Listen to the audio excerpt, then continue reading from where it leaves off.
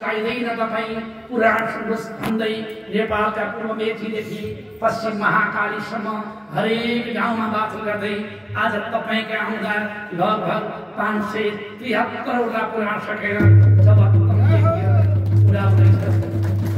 यही अभियानको यात्रामा हाम्रा भाइमा प्रेमी भक्तजनहरू लोचन भजन परिवार कोटेश्वरलाई मैले भेटाएँ।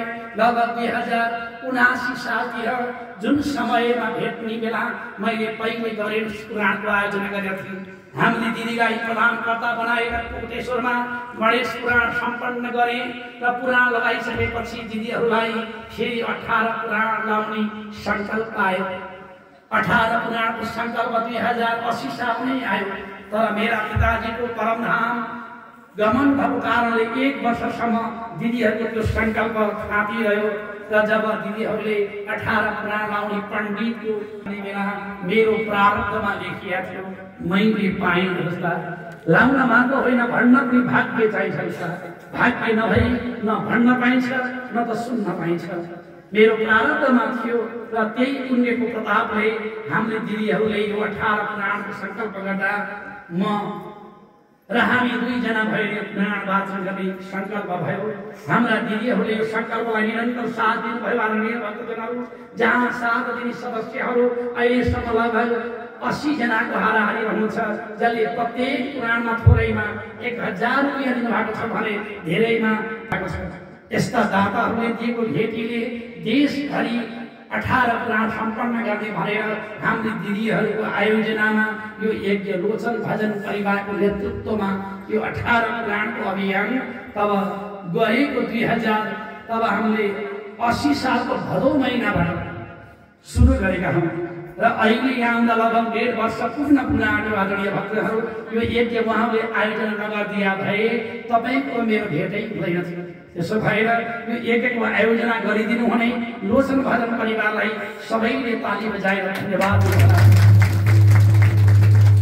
त्यसै गरी यो यज्ञको सङ्कल्प त गर्नुभयो नि, तर हामीलाई यो यज्ञ लगाउनका लागि परमानन्देश्वर मन्दिर प्राङ्गण मन्दिर परिवारले व्यवस्थापन परिवारले ठाउँ नदिए भए हामीले आउँछौँ भन्दा स्वीकार नगरे भए पनि तपाईँ हाम्रो सम्बन्ध हुँदैन थियो। त्यसो भएर हामीलाई यो यज्ञ लगाउनका लागि व्यवस्थापन मिलाउनु हुने, सबै तयारी गरिदिनु हुने र यज्ञमा साथ दिनु हुने परमानन्देश्वर मन्दिर समिति अर्थात् आनन्द आश्रम परिवारलाई एकचोटि ताली बजाएर धन्यवाद।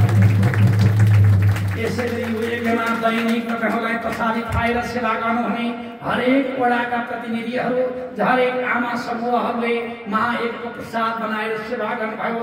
यसका लागि सबै आमाहरूलाई सबैले ताली बजाएर धन्यवाद।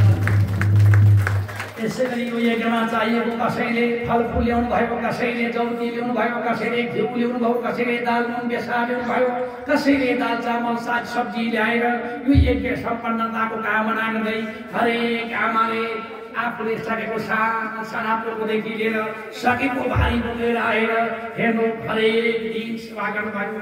सबै ती दाता आमाहरूलाई एकचोटि ताली बजाएर धन्यवाद। आदरणीय बन्धुहरू, हामी आमा कोही बोकाइमा बोकेर फलफुल बाँड्न ल्याउनुहुन्छ, कोही झोला भर ल्याएर दिनुहुन्छ। हाम्रा आमाहरूले दिनुभएको यो श्रद्धा ममता र प्रेमलाई हामी जीवनभरि कहिल्यै भुल्दैनौँ। हस्ता जहाँ गए पनि मेरा बातले खेतका भक्तहरूलाई कल्याणको हजुरको श्रद्धा प्रेम र ममतालाई हामी कायम रहेको श्रद्धा ममता हाम्रो हृदयमा सधैँ रहिरहनेछ। यो विराट यज्ञमा तपाईँहरूले सकेको सेवा गर्नुभयो। कसैले गाईको दुध दिनुभयो, कसैले दाउरा समिधादेखि लिएर हर व्यवस्था मिलाउनु हुने व्यक्तिको नाम भन्दा चित्त दुख्छ, सबैको सम्भव पनि हुँदैन। त्यसो भएर दैनिक नित्य भजन गरेर सेवा बढाइदिनु भयो। सबैजनालाई एकचोटि फेरि पनि ताली बजाएर धन्यवाद। आदरणीय भक्तहरू, यज्ञमा सेवा गर्नका लागि आएकी हाम्री आमाहरू सबैजनालाई धन्यवाद। जसले यो यज्ञको कर्ता बनेर यो यज्ञलाई चाहिने साउन्ड सिस्टमदेखि सबै व्यवस्थामा सहयोग गर्नुहुने हाम्री लोचन भजन परिवारको प्रतिनिधित्व गर्नुहुने हाम्री दिदी सुनिता महर्जनलाई सबैले ताली बजाएर धन्यवाद। आदरणीय भक्तहरू, उहाँलाई एकचोटि सबैले ताली बजाएर धन्यवाद। जसले यो यज्ञको नेतृत्व गर्नुभएको छ। जसले 18 पुराण मध्ये यो 18औं पुराणको पहिलो खण्ड पनि सहज रूपले सम्पन्न गर्ने सद्भाव गर्नुभयो। यसकारण हाम्रै दिदीलाई मेरो धेरै धन्यवाद। हाम्रै दिदीलाई साथ सहयोग दिन भनेर यज्ञमा धेरैजना हाम्रा भक्तहरू आउनु भएको छ। लोचन परिवारका सबैको नाम सम्भव नभए पनि एकचोटि सबैलाई ताली बजाएर धन्यवाद। यसै गरी यो यज्ञमा हामीलाई प्रसादी बनाएर खुवाउनु हुने हाम्रा भान्सामा बसेकी आमाहरूलाई पनि सबैले ताली बजाएर धन्यवाद। यो यज्ञमा भाँडा बर्तनदेखि लिएर हर सेवा गर्ने हाम्रा सबै सहयोगी सदस्य महानुभावहरू सँगसँगै हरेक भजन कीर्तनमा मादलदेखि लिएर ताली बजाएर सेवा सुरु गर्दै आएका हाम्रा राजाराम थापालाई सबैले धन्यवाद काठमाडौँको इन्द्राणीमा जन्मेर यो यात्राको अद्भुत सहयोग गर्दै आएका राजारामलाई मेरो तर्फबाट पनि धेरै धेरै धन्यवाद। यसैले यो विराट महायज्ञमा गणपतिको पदमा रहेर यज्ञमा सभा बढाएर तपाईहरुलाई टीका प्रसादीदेखि लिएर हर कार्यमा सहयोग गर्ने हाम्रा गणपति ओंकार नामी छानेलाई पनि सबैले ताली बजाएर धन्यवाद। आदरणीय भक्तहरू, यसैले यो यज्ञमा कतिपय ठाउँमा के हुन्छ भने मन्दिरमा गएपछि पुजारीहरू पनि झरक्क झर्किन्छन्, तर हाम्रा यो यज्ञका हाम्रा पुजारीमा अति सद्भावपूर्वक प्रेम गर्नुहुन्छ। हाम्रा पुजारी आका जोडीलाई पनि ताली बजाएर धन्यवाद। हाम्रा समितिका पदाधिकारीदेखि लिएर सबैलाई धन्यवाद दिँदै यो यज्ञमा उपव्यासका पदमा रहेर आदरणीय भक्तहरू मेरा बीच रहेका पण्डित देवनै लामिछाने उपव्यास हुँदैनन्, यी व्यास हुन्। मेरा अनन्त चेलामध्येका प्रतिनिधित्व गर्नेवाला उत्तराधिकारी हुन् यी पण्डित देवनै लामिछाने, जसले मेरा सङ्कल्पमा अनि आफ्नो सङ्कल्पलाई निरन्तर जोडेर 108 यज्ञदेखि लिएर अहिले लगभग 250 भन्दा बढी पुराण सम्पन्न तर पनि मेरो गुरुले गर्नुभएको सङ्कल्पलाई म साथ दिन्छु भन्दै यो यज्ञमा उपव्यासको पदमा रहेर यो यज्ञलाई शोभा बढाएर साथ दिँदै आएका मेरा बाबु उत्तराधिकारी पण्डित देवनै लामिछाने, जसको जन्म स्याङ्जा जिल्लाको बाने फड्केमा भएको हो भने काठमाडौँमा बस्दै आएका मेरा सहयात्री देवनैलाई सबैले ताली बजाएर धन्यवाद। यसै गरी आदरणीय भक्तहरू, मैले सबैलाई दिइसके होला धन्यवाद। कोही बाँकी हुन्छ भने उहाँलाई ताली बजाएर धन्यवाद।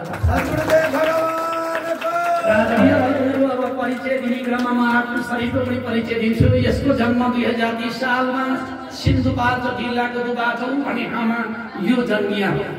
2030 सालमा धराधाममा आएर आफ्ना पिताजीको सान्निध्यता र ममताको प्रसाद स्वरूप 2046 सालमा 16 वर्षदेखि भागवतलाई च्यापेर पुरै नेपालको यात्रा गर्दै आएको तपाईको बीचको यो पण्डित रमेश प्रसाद सुवेदी भनौँ व्यक्तिले तपाईका बीचमा यहाँसम्म जति वाचन गरे, यी वाचनका बेलामा कहिलेकाहीँ पिता मिठा केही आयो भने मिठा मिठा शब्दलाई सधैँभरि हृदयमा राख्नुहोला। यदि कहिलेकाहीँ तपाईँले हल्ला गरे तापत झरक्क झर्यो, चित्त दुख्या भए दुखेको चित्त मलाई निकै परिदिनु होला। सबैजनाको चित्त सुख मिलोस्, शान्ति मिलोस्, सबैको हृदयमा उज्यालो होस्, कसैलाई दुःख नपरोस् भन्ने कामना गर्दै तपाईँहरू सबैसँग अब हामी लगभग भोलि त बिदा हुन्छौँ नै। अहिले आज एक रात यहाँ बस्छौँ, तर भगवानको कृपा भए भगवान परमानन्देश्वरको आशीर्वाद भए फेरि पनि आउने वचन दिँदै, तर भाकल होइन। फेरि भगवानले बोलाए भने होइन, भगवानले कृपा गरे भने, शरीरले साथ दिइरह्यो भने, किनकि हाम्रो धेरै लामा कार्यक्रम बाँकी छ। जस्ता 18 पुराण सक्नु छ। देवघाटमा 5 तले भवन बनाउनु छ, जहाँ 5 करोड रुपियाँ जम्मा गर्नु छ। अनि त्यतिले नसकेर हामीले धेरै धाम बनाउनु छ। यी लामा लामा कार्यक्रमहरू धेरै बाँकी छ। यदि परमात्माले कृपा गरेर समय मिल्यो भने, तपाईहरुको सम्झना रह्यो भने म बिदा भएर जाँदै छैन, म फेरि पनि आउँछु। यदि सबैले साथ दिएन, भगवानले बोलाए भने हाम्रो भेट र बिदाई नारायण हरि। भगवानको कृपाले हाम्रा बाहरू हाम्रा आमाहरूलाई यसले केही कतै मसँग आएका कतै समूहले मेरा दिदीबहिनीहरू मेरा भाइ भतिजाहरू मेरा सहयात्रीहरूले चित्त दुखाएको भए म माफी माग्छु। सबैजनासँग खुसी भएर घर जानुहोला। समय मिलेका बेला आएर बेला बेला हाम्रो पुराणको चर्चा गर्दै जानुहोला र नजिक भएका बेलामा आउँदै पनि गर्नुहोला। अब पर्सि गलेश्वरमा पुराण रहेछ, समय मिल्यो भने एक दिन पापले हेर्दा भक्त देख्न पाएँ भने म लगाए हाम्रा सर्व सबै आज हामी कुरा सुनाउँदाखेरि ठुलो ढुक्का परेमा देख्नु भयो, कति खुसी लाग्यो। हिजो जनाना राख्दाखेरि कति खुसी लाग्यो, त्यस्तै तपाईँहरू जाँदा हामी त्यति खुसी हुनेछौँ। हामीसँग दिएको त के छ र आशीर्वाद बाहेक केही छैन।